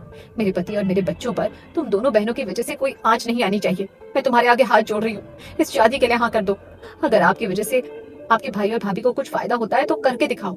अब तक तुम्हारा भाई तुम बहनों के लिए इतना कुछ कर रहा है, और अब जब तुम्हारी करने की बारी आई तो पीछे हट रही हो। देखो नैना, राकेश बुरा नहीं है, तो क्या हुआ, वो उम्र में तुमसे थोड़ा बड़ा है, लेकिन अपने परिवार के लिए तुम्हें ये कुर्बानी तो देनी होगी। वरना तुमने सोचा कि हमारे जेल जाने के बाद हमारे बच्चों का क्या होगा? नैना ने हैरानी से अपनी भाभी की तरफ देखते हुए कहा, आप पागल हो गई हैं क्या? आप जानती भी हैं कि आप क्या कह रही हैं, और आपने उनकी बातों पर यकीन कैसे कर लिया? ऐसे कैसे वो हमें जेल में डलवा देंगी? हमने ऐसा क्या किया है? हमारे पास सबूत है कि तारा हमें खुद धोखा देकर भागी है। अनीता ने गुस्से से कुर्सी से खड़े होते हुए कड़क आवाज में कहा, तुम्हें मुझसे बहस करने की जरूरत नहीं है। तुमसे जितना कहा है उतना करो, और एक बात याद रखना नैना, तुम्हारे भाई को ये बात पता नहीं चलनी चाहिए कि मैंने तुम्हें फोर्स किया है।